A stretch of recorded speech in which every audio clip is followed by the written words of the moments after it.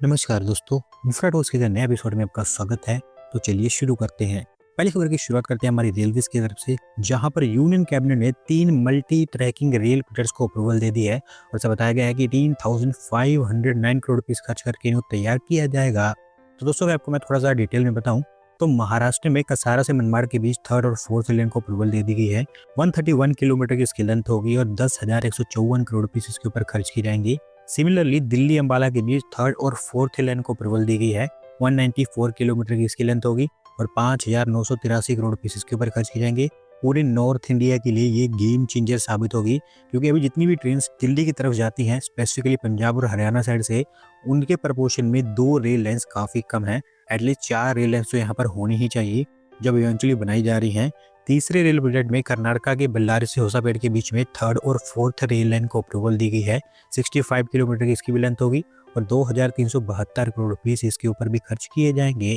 अगली दोस्त अपडेट कानपुर से है, जहां पर लंबे समय के वेट के बाद कानपुर ग्रीन पार्क स्टेडियम के रिडेवलपमेंट के ऊपर काम आगे बढ़ता हुआ दिखाई दे रहा है, क्योंकि यूपी सरकार के द्वारा काम किक स्टार्ट करने के लिए 45 करोड़ रुपीस एलोकेट कर दिए गए हैं।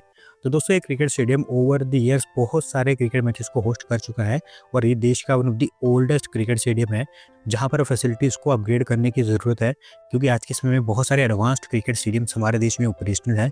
उनको मैच करने के लिए इसका रीडेवलपमेंट ज़रूरी है, जो अब 3 फेजेस में किया जाएगा। पहले फेज में प्लेयर्स पवेलियन और मीडिया सेंटर के ऊपर काम होगा, दूसरे फेज में ईस्ट स्टैंड के ऊपर काम होगा, जबकि तीसरे फेज में नॉर्थ, साउथ और साउथ ईस्ट स्टैंड्स के ऊपर काम होगा। उसके साथ साथ वीआईपी अरीना और कॉर्पोरेट बॉक्सेस के ऊपर भी तीसरे फेज में काम किया जाएगा।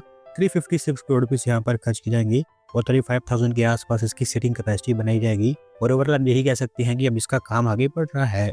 अगली दोस्तों अपडेट नोएडा मेट्रो से है, जहाँ पर दोस्तों एक्वा लाइन के एक्सटेंशन को भारत सरकार की अप्रूवल मिल चुकी है और फाइनली आप कह सकते हैं कि सालों के डिले के बाद नोएडा मेट्रो एक्सपांड हो पाएगी।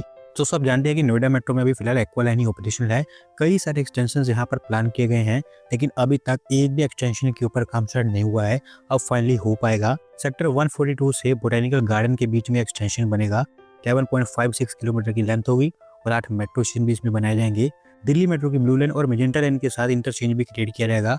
इसके अलावा कई सारे corporate, commercial, educational, health care और रिक्रिएशनल जोन इस पर कनेक्ट हो पाएंगे।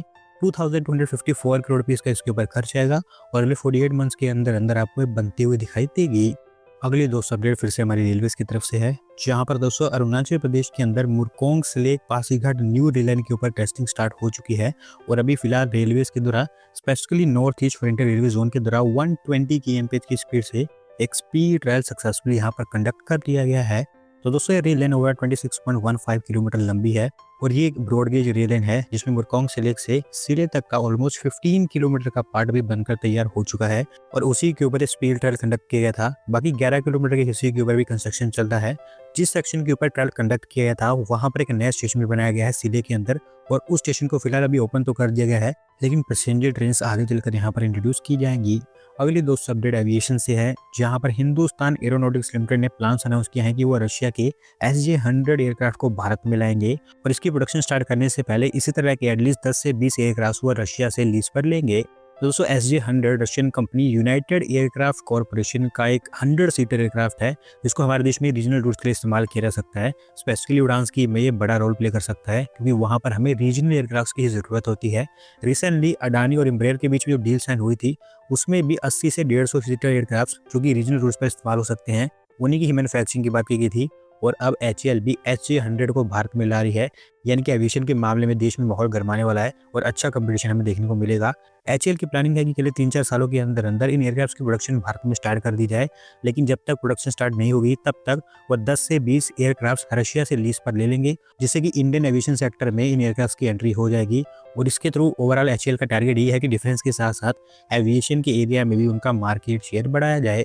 अगली दोस्त अपडेट ऑटोमोटिव मेकर महिंद्रा की तरफ से है, जिन्होंने उनके चेन्नई R&D कैंपस का एक्सपांशन अनाउंस कर दिया है और उनके इस प्रोग्राम के लिए तमिलनाडु के CM के द्वारा फाउंडेशन रखने का काम भी कर दिया गया है।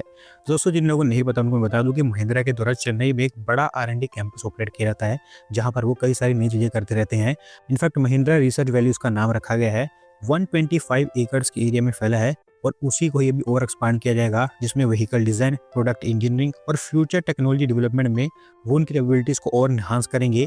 196 करोड़ रुपीस की यहाँ पर इन्वेस्टमेंट होगी और 2000 के आसपास जॉब्स इसके थ्रू जनरेट हो पाएंगी। अगली दोस्तों अपडेट उड़ीसा से है, जहां पर नवरंगपुर डिस्ट्रिक्ट के अंदर एक नया मेडिकल कॉलेज और हॉस्पिटल सेटअप किया जाएगा उड़ीसा सरकार के द्वारा, और इसको लेकर सीएम ने फाउंडेशन रखने का काम कर दिया है। तो दोस्तों ये मेडिकल कॉलेज और हॉस्पिटल स्पेसिफिकली पातालगुड़ा टाउन में बनकर तैयार होगा, जो फैला होगा 50 एकड़्स के एरिया में। लैंड इसके लिए पहले से एलोकेट कर दी गई थी। 100 एमबीबीएस सीट्स यहाँ पर अवेलेबल होंगी और इसके साथ साथ 420 बेड्स की कैपेसिटी वाला एक बड़ा मेडिकल हॉस्पिटल यहाँ पर सेटअप किया जाएगा, जिससे होगा ये कि स्टूडेंट्स को पढ़ाई के लिए और पेशेंट्स को ट्रीटमेंट के लिए दूसरे डिस्ट्रिक्ट में नहीं जाना पड़ेगा। 378 करोड़ रुपीज यहाँ पर उड़ीसा सरकार खर्च करने वाली है और टारगेट ये रखा गया है कि 2 सालों के अंदर अंदर इसको कंप्लीट कर दिया जाए। अगली दोस्तों अपडेट असम से है, जहां पर भारत की पहली अंडरग्राउंड रेल रोड टनल को अप्रूवल मिल चुकी है यूनियन कैबिनेट के द्वारा। और ये कह सकते हैं कि असम के लिए ये गेम चेंजर साबित होगी। तो दोस्तों ये टनल ब्रह्मपुत्र रिवर के नीचे बनाई जाएगी 32 मीटर की डेप्थ पर। और मैं आपको बता दूं कि इसको बनाने की प्लानिंग काफी लंबे समय से हो रही थी। पहले प्लान ये था कि यहाँ पर सिर्फ रोड टनल को ही बनाया जाए, पर अब सरकार ने रेल रोड टनल बनाने का डिसीजन लिया है, जिसमें एक टनल तो रेल के लिए होगी जबकि दूसरी टनल रोड के लिए होगी। ओवरऑल इस पीरियड की लेंथ 33.7 किलोमीटर की होने वाली है, जिसमें से टनल पार्ट 15.79 किलोमीटर का होगा। कुल मिलाकर 18,662 करोड़ रुपीस का खर्च आएगा इसके ऊपर। और दोस्तों इसका इम्पैक्ट इतना बड़ा होगा कि नुमालीगढ़ से गोपुर के बीच ट्रैवलिंग टाइम जो भी 240 किलोमीटर का है, वो इस टनल के चलते कम होकर जस्ट 34 किलोमीटर पर आ जाएगा। साथ ही साथ इन दोनों प्लेस के बीच अभी जो ट्रैवलिंग में 6 घंटे का समय लगता है, वो भी कम होकर जस्ट 20 मिनट पर आ जाएगा, जिससे आपको ट्रांसपोर्टेशन में एक रेवोल्यूशन देखने को मिलेगा। और क्योंकि ये देश के अंदर फर्स्ट ऑफ इस काइंड प्रोजेक्ट है, तो आप कह सकते हैं कि देश के अंदर ये एक इंजीनियरिंग मार्वल भी होगा। अगली दोस्तों अपडेट फिर से हमारी रेलवेज की तरफ से है, जहां पर दोस्तों इंडियन रेलवेज ने कवच सिस्टम की टेस्टिंग स्टार्ट कर दी है हाई स्पीड्स पर। और अभी दादरी टुंडला रेल सेक्शन पर 160 kmph की स्पीड से high speed successful trial conduct किया गया है। तो दोस्तों ये रेल सेक्शन ओवरऑल 167 किलोमीटर लंबा है, जो प्रयागराज डिवीजन के अंदर आता है और in fact Delhi Howrah rail line का ये हिस्सा माना जाता है, जिसको भी अपग्रेड किया जा रहा है ताकि यहाँ पर 160 kmph की स्पीड से ट्रेन को ऑपरेट किया जा सके। यहाँ पर जो इंफ्रास्ट्रक्चर का काम है वो तो कंप्लीट हो ही चुका है। तो अब यहाँ पर टेस्टिंग की जा रही है कवर सिस्टम की, जिसमें ब्रेकिंग, ट्रेन कंट्रोल, इस तरह की जो अलग अलग चीजें हैं वो सारी यहाँ पर टेस्ट हो रही हैं। होपफुली कह सकते हैं कि जल्द आपको यहाँ पर हाई स्पीड ट्रेन ऑपरेट होती हुई दिखाई देंगी। आज की दोस्तों आखिरी अपडेट भी हमारी रेलवेज की तरफ से है, जहां पर रेलवेज ने नए प्लान्स अनाउंस किए हैं लॉन्ग डिस्टेंस ट्रेन को लेकर। और इसमें होगा ये कि वो लॉन्ग डिस्टेंस ट्रेन जो कि अभी एलएचबी कोचेस के साथ भी ऑपरेट करती हैं, उन सबको अमृत भारत एक्सप्रेस ट्रेन 3.0 के साथ में रिप्लेस कर दिया जाएगा। तो दोस्तों अभी तक हमारे देश में जो Amrit Bharat express train operate हो रही हैं, उनमें सिर्फ जनरल और स्लीपर कोच लगाए गए हैं, लेकिन अमृत भारत 3.0 के ऊपर हमारे देश के अंदर काम हो रहा है, specifically integral coach factory Chennai में, जहाँ पर डिसाइड ये हुआ है कि इसमें अब एसी कोचेस भी लगाए जाएंगे। और क्योंकि वहाँ पर पुश पुल टेक्नोलॉजी का इस्तेमाल किया जाता है, जहाँ पर दोनों साइड पर लोकोमोटिव लगा दिए जाते हैं, तो रेलवेज का मानना है कि लॉन्ग डिस्टेंस रूट्स पर 130 kmph की स्पीड से ऑपरेट करने के लिए ये टेक्नोलॉजी फार बेटर है अगर आप एलएचबी वाले से कंपेयर करते हैं। और यही मेन कारण है कि अब एलएचबी वाली जो ट्रेन है लॉन्ग डिस्टेंस वाली, उन सबको अमृत भारत एक्सप्रेस ट्रेन 3.0 के रेक से रिप्लेस कर दिया जाएगा। अभी फिलहाल Chennai new Delhi GT express, Chennai Howrah Coromandel express, इस तरह की जो ट्रेन हैं उनको शॉर्टलिस्ट किया गया है प्रायोरिटी बेसिस पर। धीरे धीरे सबको रिप्लेस कर दिया जाएगा। तो दोस्तों आज की वीडियो में बस इतना ही। अगर आप अपनी तरफ से अपडेट सबमिट करना चाहते हैं तो डिस्क्रिप्शन में दिए गए लिंक पर क्लिक करके सबमिट कर सकते हैं।